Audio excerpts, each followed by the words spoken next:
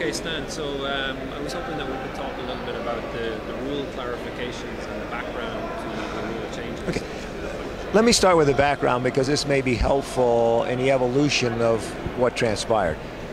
Following the London Olympics, we had communicated with all the federations. Each federation was given a password, along with a questionnaire suggesting or requesting them to hold a forum among their most thoughtful athletes and coming up with a set of rules and a password to post those set of rules on FILA's website.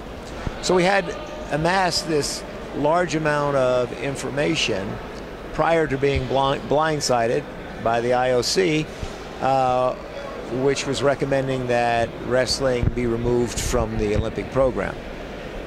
That created a sense of urgency. Although we had this huge amount of information, the information was corralled in some ways by constraints put on that once we had new leadership, those constraints were removed and we could speak more openly. So our first thought was to build a foundation. That foundation, there was a general consensus to get away from the ball pull, the sudden death, 30-second overtime, and the clinch. Those were universally agreed. A large majority also agreed that they preferred a cumulative score as opposed to the best of three. So we went to the cumulative score. We removed the clinch, we removed the 30-second sudden death overtime, and of course the ball pull that went along with it. Then it became a little bit more difficult. How long should the periods be? Looking at the number of entries we were having at the World Championship, that could create a problem. So we needed a little bit of expertise as to what to expect, the number of challenges. Those would go down, of course.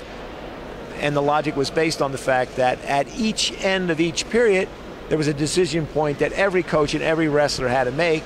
If they were behind and there was a move that just had happened, they had to decide whether to use their challenge. So you didn't have that same sense of urgency in the cumulative score. So we expected the challenges to go down, which consumed a huge amount of time. So we thought we had more than enough latitude to increase the time to 3 minutes. So that wasn't something that was as easily coming to that consensus, but that seems to have worked very well. The other items along the way, as everyone agreed on the fact that the takedown should be worth more than the push-out. Now the question became, do you just give a warning or a caution for the push-out and then 1 point for a takedown? Or do you keep the push-out at 1 point and give 2 points for the takedown? So we came to the 2-point takedown, which then led us to, well, you have to give more for the takedown where the wrestler exposes his or her opponent's back. So now should that be 3? Started with 3, eventually we went to 4, which is a more logical approach. And I think that also along the way, for the longest period of time, the takedown was 1 point. So whether a person got a takedown by passing around behind or actually attacking their opponent, it didn't matter, it was 1 point. Although I think all of the fans, the viewing audience, the referees, the coaches, the wrestlers, understood that it was more difficult to be the offensive wrestler, take the risk and attack. So when the referees introduced a 1 point takedown, even though there was not, a 1 point pass behind, even though there was not supposed to be a 1 point pass behind, the logic was clear. But in the end, in implementation, nobody really knew, except the two wrestlers, who was initiating and when did a pass behind become an offensive move with a snap down or with an underhook, with a trip. So it became too complicated, so the referees agreed on their own, not by virtue of a meeting with the technical commission, to remove that uncertainty or confusion. Likewise, the same concept of initiating the risk taker is when we evolved into this near takedown. And that was never contemplated by the technical commission. And yet, extending the logic of the correct throw in the Greco-Roman style, although you can have a correct throw, of course, in the freestyle as well. But generally, it's a Greco-Roman concept. It made sense that we should be rewarding the risk takers. And again, unfortunately, no one, not even the most astute ex-wrestlers, champions, and coaches, were clear on what constituted a near takedown. So we had to clarify that situation, and I think it was easy to clarify. We just went back to the Field Bureau members and said, no, that wasn't our intention.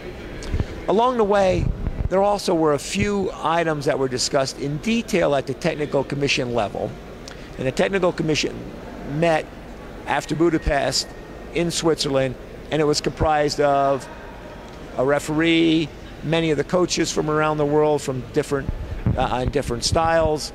So it was a broad group, and we had a tremendous discussion around how can we tweak these situations. And at that point, it was agreed that in implementing the activity period in freestyle, the challenge procedure was most logical.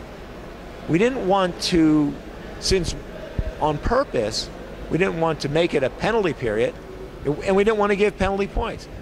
At the core of the wrestling rules is we want the wrestlers to decide who the best wrestler is. And so it was important to us to try to eliminate the 1 point in the freestyle. Instead, sort of use the concept that basketball uses, that, okay, you have 30 seconds, you have to score, and this is the same concept we introduced in the freestyle wrestling. But what we didn't want to happen was in the middle of an action, the referee stopped the match in order to start an activity period because there was agreement that one of the wrestlers was less active. So we borrowed the technology or the procedures that they use in the challenge. And in addition, this makes everybody feel more comfortable. The general concept behind not stopping the match was so that the coach could not throw a sponge out on the mat and the referees would stop the match just to protect his wrestler who was getting attacked. Well, the same thing holds true here to protect the referees, so they're not deemed that they were unfair, even though they meant to be fair. There was no ill intentions on their part, but now there's no uncertainty. If they're in the middle of the action, when there's a pause, and I want to emphasize a pause, not necessarily a stop in the action, but when it's clear to the referees that that offensive wrestler is no longer in the midst of scoring, rather there is a pause in that activity, it's time to start the activity period. So I hope everyone will find that as we view this, that this is the most effective set of rules. I don't believe there's a perfect set of rules, and I believe as much as possible to try to put in place a set of rules that, at least for a certain period of time, are going to remain the same. That doesn't mean that the wrestlers aren't very creative, the coaches are very creative, and at times you may find that there's unintended consequences of some rules. And at that juncture, that's when they need to be addressed. So I hope I'm certainly not concise, but hopefully you get a better understanding of what all the thoughts, and these are hours and hours of discussion, and in some cases arguments, not necessarily discussion. But we did come to a consensus, and I hope that these rules prove to reach our goal. And that goal was to make our sport more dynamic, to make it easier for the viewing audience to understand. And last, but certainly not least, that the wrestlers decide the match, and there's not an outside body like the refereeing body being forced to decide who the winners are. And so I hope we accomplish that, and we'll continue to monitor how well we're doing.